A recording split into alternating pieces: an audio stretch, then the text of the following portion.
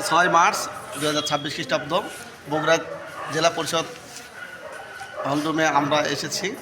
আজকে সেই রাজশাহী বিভাগীয় কমিটি বাংলাদেশ প্রেস ক্লাব মরহুম আব্দুল হালিমের স্মরণ সভায় এবং দোয়া ইফতার মাহফিল ছিল।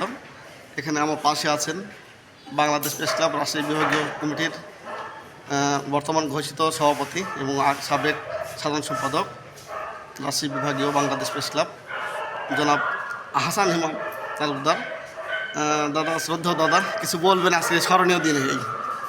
আমি মিলনচন্দ্র দেবনাথ, প্রচার সম্পাদক বাংলাদেশ প্রেস ক্লাব, নওগাঁ সদর উপজেলা শাখা।